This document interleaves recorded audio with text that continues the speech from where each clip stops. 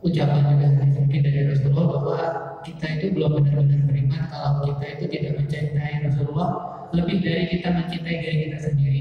Nah, bagaimana cara kita mengamalkannya dengan kondisi sekarang yang mana Rasulullah kan udah nggak ada? Bagaimana cara kita untuk benar-benar beriman dalam konteks yang tadi kita mencintai Rasulullah lebih dari cintanya terhadap diri kita sendiri? Mungkin itu.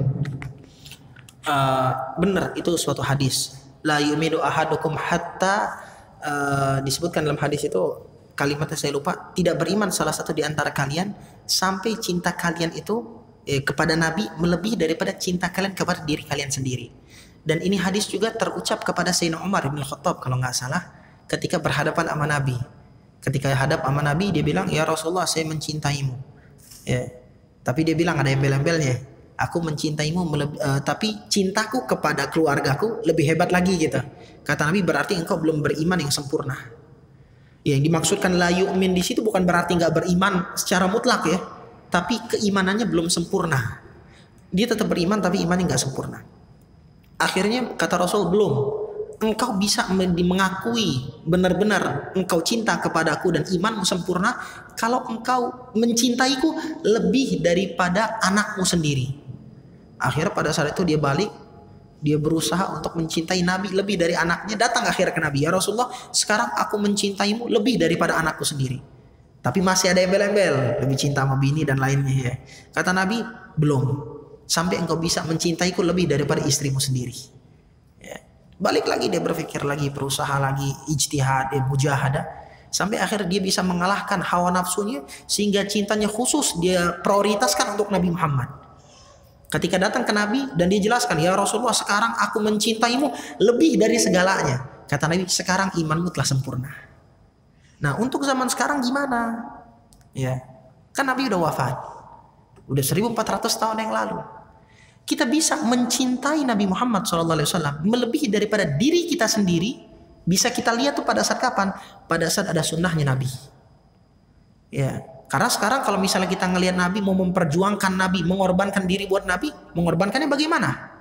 Ya, kalau sahabat dulu mengorbankan buat Nabi seperti di peperangan Uhud, mereka rela ditusuk duri, ditusuk pedang, dipanah dari jauh, yang penting Nabi selamat.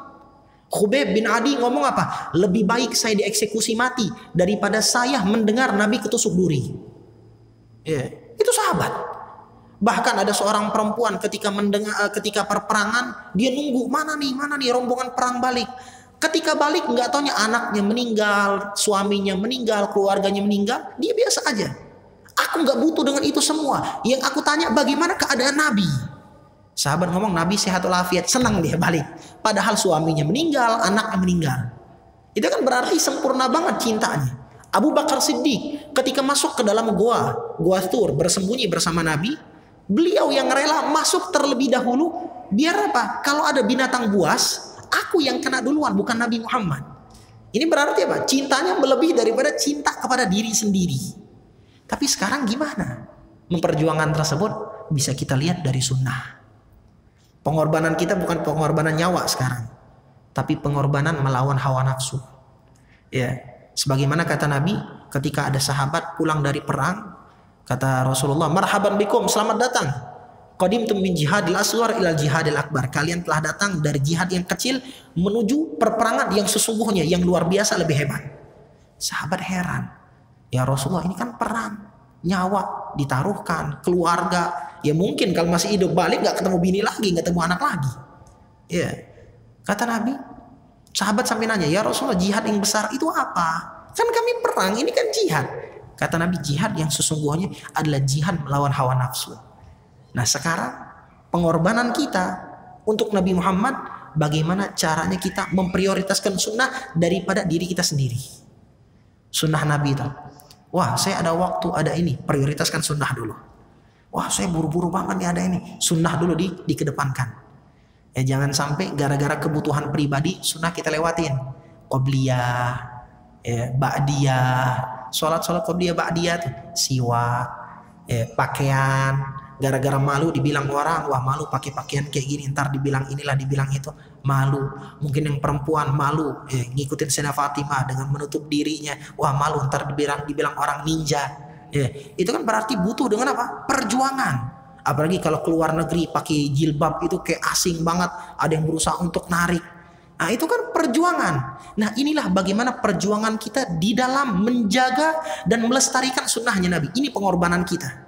Kalau kita bisa mengorbankan itu semua, arti cinta kita kepada sunnah Nabi melebihi daripada cinta kita pada diri kita sendiri. Ya, tidur subuh, habis tidur bangun pas apa namanya? Kan tidur nih malam, disuruh bangun qiyamul lail. Itu kan pengorbanan. Cuaca sekarang lagi hujan mulu kan. Ya, ada yang pakai AC, adem, habis ngurusin tugas, makalah atau skripsi, tidur jam 1 malam, disuruh bangun malam jam 3-nya. Disuruh sholat berjamaah. Nah, itu kan mujahadah, perang yang sesungguhnya, pengorbanan yang sesungguhnya untuk Nabi Muhammad. Kalau bukan kita, mungkin generasi selanjutnya kagak tahu lagi sholat jamaah. Di luar negeri, di Eropa nih, banyak di antara mereka gereja dijual. Ya, bisa dilihat di berita-berita, gereja dijual. Tahu gara-gara apa? Kurangnya minat pemeluk agama mereka untuk beribadah di gereja tersebut. Dijual. Ada yang dijual untuk ini, ada yang dijadiin toko, ada yang dijadiin semacamnya. Mau masjid kayak gitu juga. Nah, kita berarti yang harus melestarikannya. Dan itu butuh mujahadah. Kalau kita melestarikan sunnah Nabi, berarti kita sedang memprioritaskan dan mengorbankan diri kita untuk Nabi Muhammad SAW. Jazakallah khairan Ustaz. Mungkin ada lagi penanya? Ya, silakan. Ada izin bertanya Habib. Yang namanya nafsu itu kan identik dengan sesuatu yang buruk. Yang ingin ditanyakan bagaimana caranya kita menjadikan nafsu tersebut menjadi nafsu yang mutmainnah. Kemudian ada satu titipan pertanyaan itu, amal apa yang bikin Allah dan Rasulnya cinta sama kita? Terima kasih. Saya jawab yang kedua dulu karena jawabannya lebih simpel. Amal yang dicintai oleh Allah dan Rasulnya itu banyak. Ya, amal yang dicintai oleh Allah dan Rasulnya itu banyak. Tapi yang paling dicintai oleh Allah dan Rasulnya adalah bermanfaat buat yang lain. Ya, bermanfaat buat yang lain. Kalau kita lihat di dalam hadis, di dalam Al-Quran, orang yang bermanfaat buat orang lain itu seringkali dikatakan oleh Allah, dikatakan oleh Nabi, khairukum, sebaik-baik kalian. Ya, sebaik-baik kalian. Bahkan para sahabat ketika hijrah ke kota Madinah, mereka itu orang yang miskin, nggak bawa harta, nggak bawa apa-apa. Yang ngebantu mereka orang-orang Ansor, orang-orang asli penduduk Madinah. Maka digelari dengan Ansor, penolong. Ya, penolong Rasulullah SAW. Mereka nolong Nabi, nolong sahabat. Mereka bermanfaat buat orang lain, bermanfaat buat sahabatnya, bermanfaat buat umat. Dari sini dipuji oleh Allah orang-orang yang mulia. Bahkan dipuji juga oleh Allah di dalam ayat lain dengan cerita yang lain, kata Allah, radhiyallahu anhum wa radu'an. Mereka diridhoi sama Allah dan Allah pun dan mereka pun ridho sama Allah. Jadi caranya apa? Bagaimana kita bermanfaat buat umat? Ya, dengan cara apapun. Ya, baik dengan menjadi khidmah ke masjid, atau khidmah ke yayasan, atau khidmah ke guru dan semacam, inti bermanfaat buat orang. Apapun caranya, apapun metodenya. Sekarang kan banyak cara, ada yang lewat lewat internet, ada yang lewat kehidupan hakiki seperti sekarang, kehidupan nyata bukan kehidupan maya. Banyak cara. Itu yang pertama. Adapun pertanyaan yang tadi yang sebelumnya tentang hawa nafsu. Bagaimana cara mendidik hawa nafsu, ya, agar hawa nafsu kita ini bisa ikut ke dalam sesuatu yang dianjurkan, yang disuruh, yang diperintahkan dan dituntun oleh Nabi Muhammad. Caranya emang berat. Kalau nggak berat, maka Nabi nggak bakal ngomong ini adalah jihad yang sesungguhnya. Ya, semua orang bisa loh. Untuk nonjok orang bisa nggak? Bisa. Untuk berkelahi gelut tuh mudah. Tapi jihad yang sesungguhnya itu ketika kita bisa menjatuhkan hawa nafsu kita ketika marah. Ya, kita lihat cerita Sayyidina Ali bin Abi Thalib ketika perang. Udah perang, ini mungkin sering juga saya sampaikan. Ketika lagi perang, ada musuhnya jatuh. Musuhnya jatuh. Ketika mau ditebas sama Sayyidina Ali, tiba-tiba musuhnya ngeludah, kena muka Sayyidina Ali. Bayangin kalau itu terjadi sama kita, apa yang kita lakukan? kuliti sebelum hidup-hidup ya. Kuliti sebelum mati, maaf ya. Kita matikan sebelum dia mati. Ya mungkin karena gedeknya kita udah mati masih banyak banyak hebohnya lah, ribet lah. Langsung kita pedangin aja mati. Tapi Sayyidina Ali enggak. Ketika dia ngeludah, balik Sayyidina Ali. Apa kata Sayyidina Ali? Sahabat ngelihat kayak itu tuh kaget. Lah, kenapa kagak ditebas langsung selesai? Ketika ditanya kata Sayyidina Ali, pertama aku perang karena Allah. Tapi ketika dia meludahiku, hawa nafsuku bergejolak. Aku marah.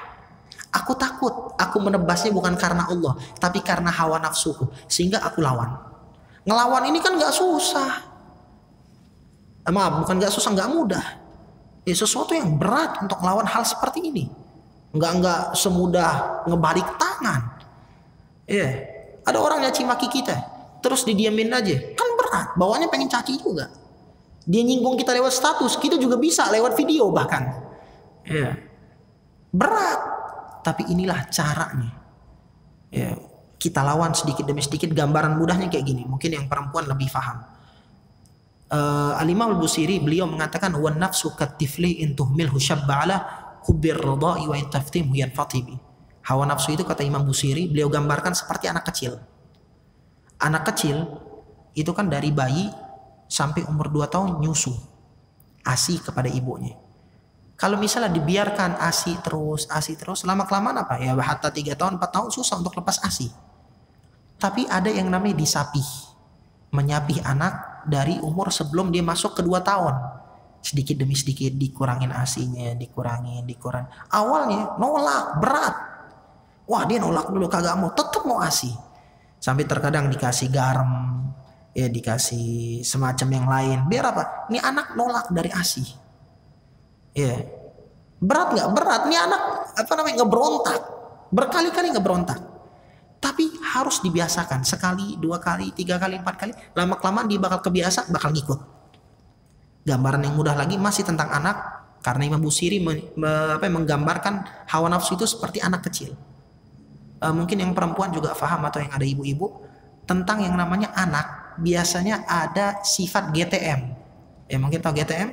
Ya, gerakan tolak makan. Ya. Jadi kalau zaman-zaman atau waktu-waktu MPASI. Ya lagi MPASI, makanan penunjang ASI, kita kasih makanan, dia nolak. Itu biasa emak-emak tuh stres tuh. Wah, nih anak dikasih makan, udah capek-capek ngurusin dia, ngurusin bapaknya, dikasih makan kagak mau. Udah capek. Nolak makan, kadang stres, kadang nangis-nangis. Itu perempuan. Ya ketika anaknya baru-baru masuk MPASI. Tapi kok bisa? Mungkin pas masuk 6 bulan belum makan. Tapi pas udah 7 bulan mau dia makan, bahkan lahap. Caranya gimana? Kata dokter, kebetulan saya pernah datang juga konsul ke dokter gizi masalah kayak gini. Apa kata dokter gizinya? Ketika kita ingin ngasih kepada anak seperti itu, jangan sekali 2 kali, tapi terus menerus. Dia masih ngerasa ini asing. Masih ngerasa asing. Sekali kita kasih dia tolak, 2 kali, 3 kali, 4 kali, terus. Lama-kelamaan dia bakal makan, ngerasa enak, makan terus. Hawa nafsu sama seperti itu kata Imam Busiri. Pertama kita ajak sholat berjamaah, berat. Orang yang kagak pernah kajian kita ajak ke masjid untuk kajian, berat. Kalau orang biasa nongkrong tempat kopi di warkop, diajak ke masjid 1 jam 2 jam, wah enakan gua duduk-duduk sambil ngerokok di luar. Berat. Tapi harus dilawan. Sekali, 2 kali masih nolak deh, pasti ngeberontak. 4 kali, 5 kali, lama-kelamaan bakal kebiasa. Udah terbiasa kalau ditinggalkan kagak enak. Wah, kayak ada yang kurang ini. Jadilah akhirnya nafsunya, hawa nafsu mutmainnah. Gambaran terakhir sebagai penutup, HP. Orang dulu sebelum mereka punya HP itu biasa aja. Mau tinggal bawa, mau dia ada di kantong dia atau tinggal di rumah biasa. Tapi karena dia udah keasikan sama HP, enak, udah terbiasa. Lama-kelamaan kalau HP tinggal gelisah. Wah, HP saya tinggal nih. Dulu ketika orang HP-nya itu masih HP jadul, HP Nokia yang masih tombol tuh. Biasa aja kalau tinggal. Sok-sokan mau ada yang nelpon, padahal yang nelpon kagak ada, nggak pernah berdering HP-nya. Tapi kalau misalnya HP tinggal, walaupun kagak ada yang nelpon, gelisah. Wah, ntar gue di majelis ngapain nih? Diem baik nih. Atau ketika di jalan ngapain nggak ada HP? Perjalanan udah 2 kilo, 3 kilo, balik lagi buat ngambil HP doang. Kalau dompet masih mau ditinggalin, udah nggak apa-apa deh, ada BCA, ada mobile sekarang, bisa pakai Shopee, bisa pakai OVO, Tapi kalau misalnya dompet, misalnya HP, nggak mau ditinggalin, karena udah terbiasa. Pertama-pertama baru beli HP, baru megang HP banget. Lihat anak-anak yang baru megang HP tinggal biasa aja dia. Dia sibuk dengan mainnya dia. Tapi ketika udah terbiasa, udah kecanduan sama HP, udah keenakan sama HP, ketinggalan gak enak. Begitupun hawa nafsu. Karena kita belum terbiasa dengan ibadah, dengan hal-hal yang baik, dengan hal-hal yang berbau ketaatan, maka awal-awal ngerasa aneh. Perlu adaptasi dulu. Udah beradaptasi, udah enak, dan itu butuh waktu yang lama, nggak sebentar. Nggak sebentar. Sampai ada ulama ngomong apa? Aku berusaha untuk sholat malam itu 20 tahun. Dan aku belum merasakan nikmatnya sholat malam. Setelah 20 tahun aku baru ngerasa nikmat banget sholat malam. Bayangin, mujahadah 20 tahun. Lah kita baru sekali 2 kali ke kajian, ngerasa kagak enak, mau kabur. Ngerasa hawa nafsu kita udah mutmainah, ya nggak bisa. Butuh perjuangan. Wallahu a'lam bishawab. Allahumma salli wa sallim ala sayyidina Muhammad wa ala ali sayyidina Muhammad. Allahumma barik lana fi auladina wa azwajina wa la tadurruhum.